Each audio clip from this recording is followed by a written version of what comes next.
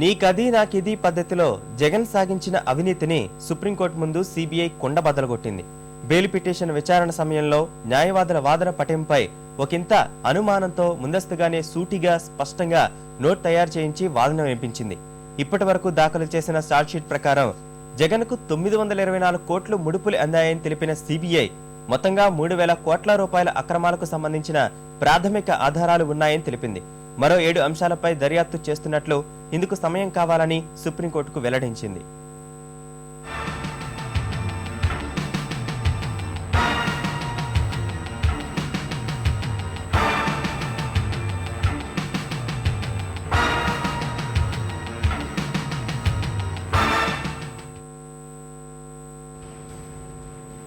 అక్రమాస్తుల కేసులో బెయిల్ కోసం వైఎస్ఆర్ కాంగ్రెస్ పార్టీ అధ్యక్షుడు కడప ఎంపీ జగన్మోహన్ రెడ్డి చేసిన ప్రయత్నాలు మరోసారి సుప్రీంకోర్టులో విఫలమవగా నీకిది నాకది పద్ధతిలో సాగించిన అవినీతి బాగోతంపై సిబిఐ స్పష్టమైన ఆధారాలను కోర్టుకు సమర్పించింది.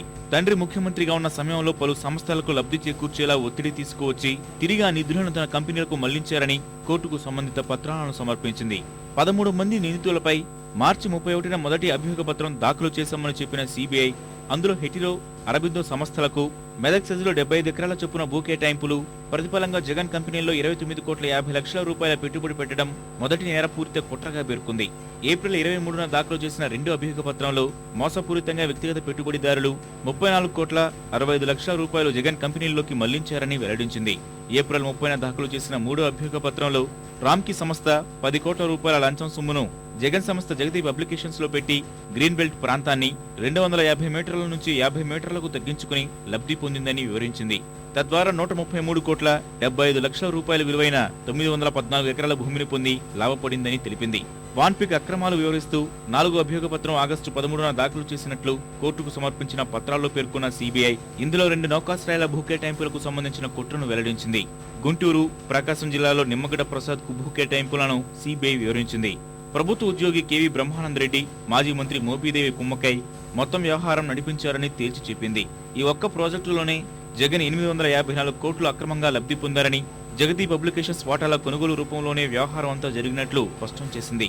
ఈ 3 అభియోగ పత్రాల్లోనూ జగతి పబ్లికేషన్స్ కు సంబంధం ఉందని, పెట్టుబడులన్నీ నాకిది నీకది పద్ధతిలోనే ఉన్నాయని తేల్చి చెప్పింది.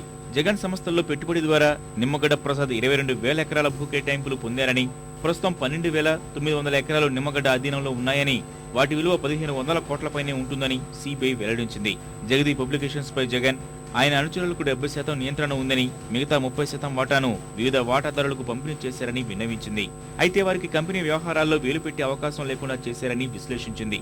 డివిడెండ్, ఇతర చెల్లింపుల రూపంలో ఇప్పటి వరకు వారికి 1 పైసా లాభం కూడా దక్కలేదని, ప్రభుత్వం నుంచి భారీగా లబ్ధి పొందిన వారే లంచాల సొమ్మును పెట్టుబడి పేరుతో మొదటి ముద్దాయి కంపెనీల్లో పెట్టారని స్పష్టం చేసింది. 1, 2 ముద్దాయిలుగా ఉన్న జగన్, విజయసాయిరెడ్డిలు వివిధ వ్యక్తులతో కుట్ర పని సాగించిన నేరాలను వెలికి తీయడంలో ఒక్కరోజు కూడా వృధా చేయకుండా దర్యాప్తు సాగిస్తున్నట్లు సిబిఐ వివరించింది. 100 కోట్ల విలువైన ఎన్నో తీవ్రమైన నేరాలు ఈ వ్యవహారంలో దాగి ఉన్నాయని, ఇవన్నీ ఒకదానికి ఒకటి సంబంధం లేని ప్రత్యేక సంస్థలని తెలిపింది. మొత్తం వ్యవహారంలో 3,000 కోట్లకు పైనే అవినీతి దాగి ఉన్నట్లు అంచనా ఉందని వెల్లడించింది.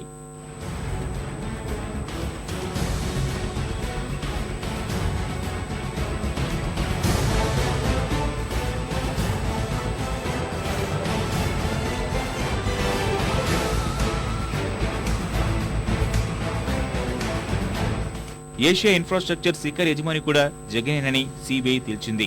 ఇందుకు సంబంధించి విదేశాల్లో కూడా దర్యాప్తు చేపట్టాల్సిన అవసరాన్ని ప్రస్తావించింది. సంస్థలో జగన్ 2008 నుంచి డైరెక్టర్ గా ఉన్నారని, దీనికి 2i capital, emerging star fund అనే 2 మారిషస్ కంపెనీల నుంచి 124 కోట్ల 50 లక్షల రూపాయలు వచ్చిందని, ఈ సొమ్మంతా లగ్జంబర్గ్ లోని ఏషియా ఇన్ఫ్రాస్ట్రక్చర్ శిఖర్ ద్వారా మళ్లించారని తెలిపింది. ఈ సంస్థ యజమాని జగనేనని ఆర్థిక శాఖ ఫైనాన్షియల్ ఇంటెలిజెన్స్ యూనిట్ నివేదిక స్పష్టం చేసినట్టు పేర్కొంది. సండూరులోకి డబ్బు మళ్లించిన మారిషస్ కంపెనీ 2iPCCలో విజయసాయిరెడ్డి డైరెక్టర్ అని పేర్కొన్న సిబిఐ ఈ వ్యవహారంపై శ్యాంప్రసాద్, ఎస్ త్యాగరాజన్, ఓం ప్రకాష్, బివి వరప్రసాద్ వాంగ్మూలం నమోదు చేసినట్లు తెలిపింది. ఈ అంశంలో దేశం వెలుపల జరిగిన లావాదేవీలపై విచారణ జరగాల్సి ఉందని, లగ్జంబర్గ్ సహా 6 దేశాలకు పంపిన లెటర్ ఆఫ్ రెగ్యులేటరీ స్పందన కోసం వేచి చూస్తున్నట్లు పేర్కొంది. భారతీయ సిమెంట్స్ అవతారమెత్తిన రఘురామ్ సిమెంట్స్ కు 2,000 ఎకరాల సున్నపురాయి గనుల లీజు జారీ చేసిన వ్యవహారంపై కూడా దర్యాప్తు వేగంగా జరుగుతోందని సిబిఐ విన్నవించింది. బ్యాంకింగ్ చట్టాలకు విరుద్ధంగా విజయసాయిరెడ్డి నాన్ ఎగ్జిక్యూటివ్ డైరెక్టర్ గా ఉన్నప్పుడు ఓరియంటల్ బ్యాంక్ ఆఫ్ కామర్స్ నుంచి రఘురామ్ సిమెంట్స్ కు 200 కోట్ల రుణం జారీపై విచారణ జరుగుతోందని సిబిఐ వెల్లడించింది.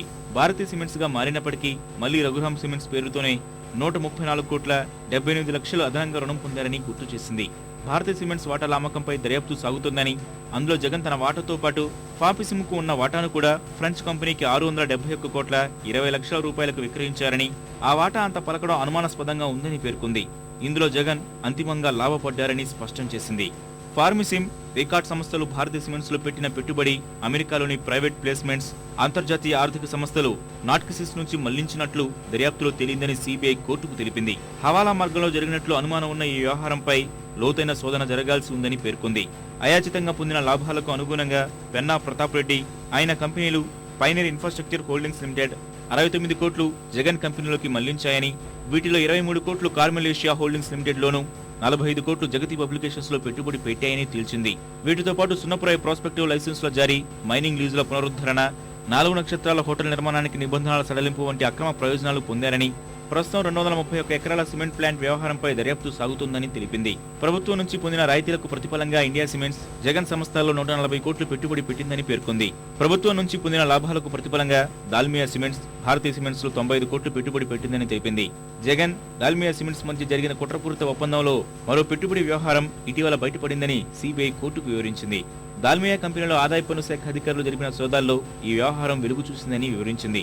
ప్రభుత్వం నుంచి 2006లో అప్పనంగా 250 ఎకరాల భూములు పొంది వాటిని స్థిరాస్తి వ్యాపారానికి ఉపయోగించుకుంటున్న హిందూ టెక్నోజోన్ ప్రైవేట్ లిమిటెడ్ పై దర్యాప్తు సాగుతోందని సిబిఐ తెలిపింది.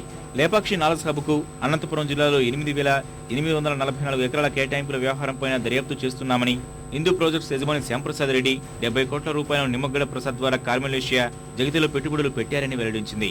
ఈ వ్యవహారంలో ఏపీ ఐఏసీకి నోటీసులు జారీ చేసినట్లు కోర్టుకు విన్నవించింది. కడప జిల్లాలో దాల్మియా సిమెంట్స్ సున్నప్రాయ గనిని దక్కించుకున్న వైనాన్ని చూస్తే దిమ్మ తిరిగిపోతుంది. ఈ భూమి లీజులు ఒక్కో చెయ్యి మారి చివరకు దాల్మియా వశమయ్యాయి. అందుకు ప్రతిఫలంగా ఆ కంపెనీ జగన్ సంస్థలో 95 కోట్ల పెట్టుబడులు పెట్టింది. ప్రయోజనానికి ప్రతిఫలంగా సాగిన అక్రమ భాగోతంలో దాల్మియా సిమెంట్స్ వ్యవహారం ఆసక్తికరంగా సాగింది.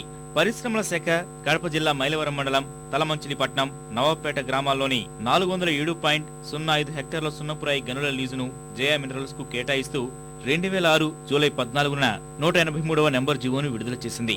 ఈ లీజు అమల్లోకి వచ్చిన 3 నెలల్లో దానిని ఈశ్వర్ సిమెంట్స్ కు బదిలీ చేయడానికి దరఖాస్తు చేయాలన్న షరతులతో అనుమతులు మంజూరు చేసింది.